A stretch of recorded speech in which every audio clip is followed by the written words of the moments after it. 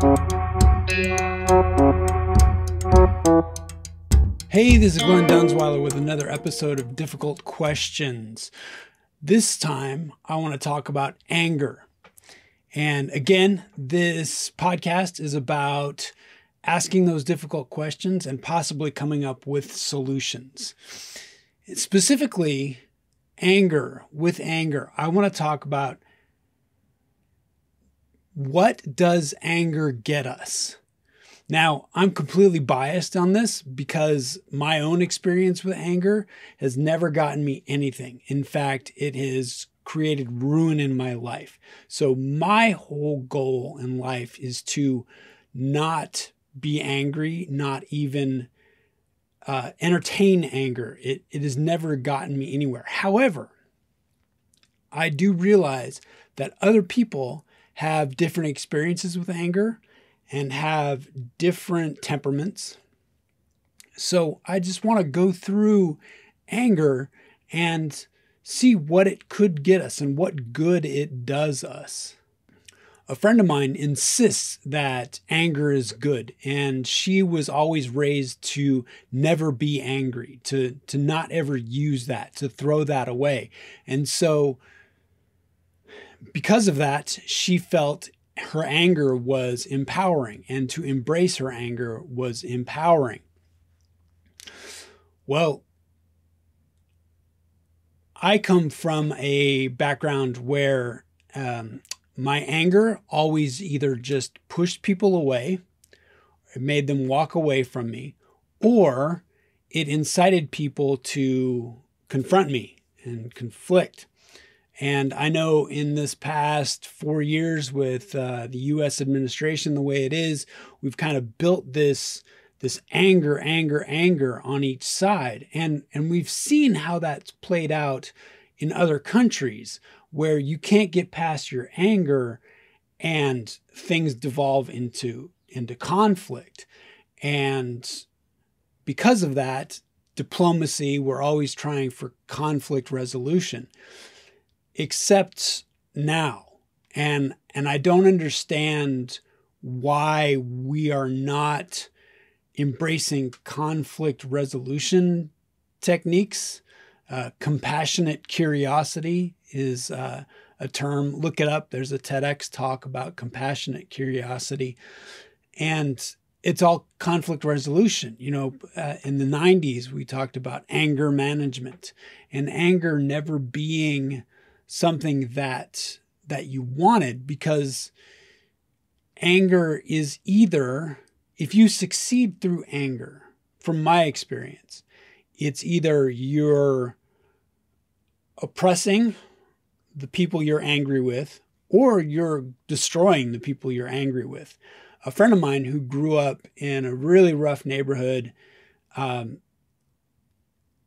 their viewpoint was if they were fighting, somebody had to die. So their anger just absolutely escalated to killing people. And we always want to dial that back, but I'm not seeing that happen in the United States right now with our anger. I see sides building and constantly feeding into anger. And that brings up another point I wanted to talk about. You know, the only time when people are angry and other people want them to be angry around them are people that are angry about the same thing, right? It's kind of that mob mentality. And we talk about mobs being a negative thing. It's not good. We're trying to get away from anger. The thing about mob mentality, or that group anger, is then it can easily be devalued, judged and devalued by people that aren't. And I've experienced this as well, where people will just categorize me as angry and then not listen to anything that I say. So I wonder what anger does for you. Some people call it somewhat of an alarm clock. So anger, if anger comes up in you, it's a recognition that something is not right, and it's a catalyst for you to do something. When people talk about the good side of anger, and people are trying to talk about the good side of anger a lot nowadays because they're angry and they want to justify their anger, they talk about how the good anger motivates them to do something, motivates them to take action. Well, I don't necessarily think that's good anger. Anger is anger. It's what you do with anger. So my personal journey, just let me fill you in a little bit on my path with anger. So I was always a very intense person, but I was awkward, as we've talked about before. And I also was very agreeable. And what that led to was me doing things for people, or doing things at requests of people, because it just seemed like the right thing to do. And I didn't necessarily put a judgment of I like doing this or I don't like doing this. But what that turned into eventually was me not liking it, but me doing it anyway out of a sense of duty. So then that grew to this resentment. And then that's when I was just always this angry guy. I had this underlying anger or this resentment that made me angry. And so people didn't like being around me. I was a jerk.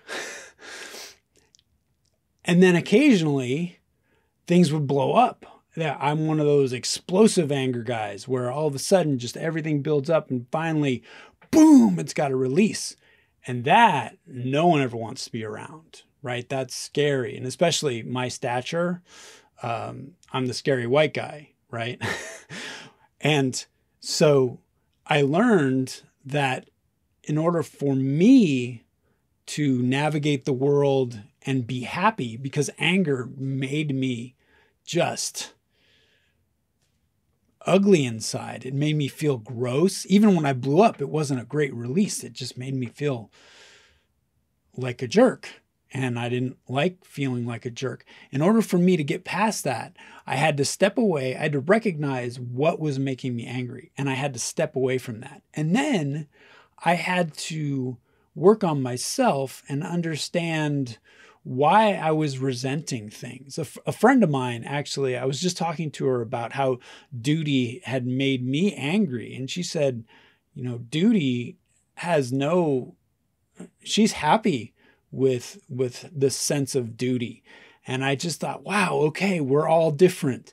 We all, because of our background, because of our experiences, different things make us angry, and other things just kind of don't do anything for us. But we definitely have to, I think, respect each other and know that we all have different truths. We all have different backgrounds.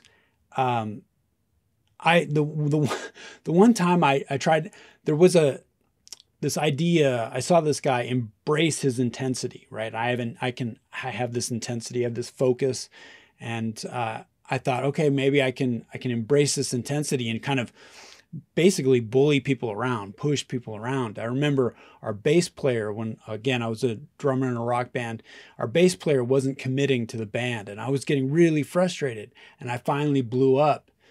And, it was, damn it, you either need to get in this band or get out of this band. And I just threw my drumsticks and, made this huge dramatic show about it. And I felt that anger, I felt that like Hulk smash, right? And it took him back. And then nothing. He just walked away. There was no resolution at all. And the band ended up breaking up. We got another bass player for a while, but the band ended up breaking up. So that anger did no good. And then I felt like a jerk because I just had alienated everybody in my band. The love wasn't there, obviously, from me. And you got to have love in your band. Very hippie sounding, but it's true, right? If you don't have love, if you don't love the person you're around, that comes off, and then distrust, and then anger. And so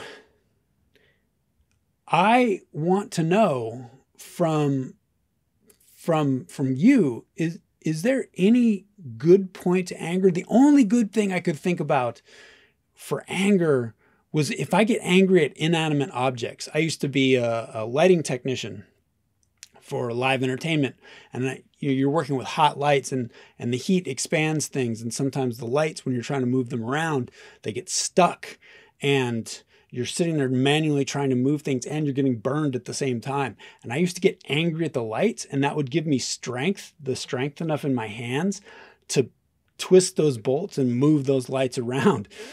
And that's the only productive thing about anger I could ever remember, is if I throw that anger at inanimate objects that don't care that I'm angry at them.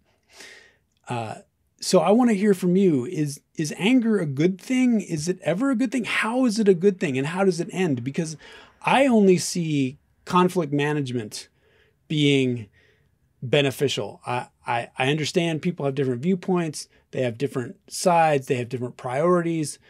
But you have to understand other people have different viewpoint sides, and you have to compassionately have curiosity.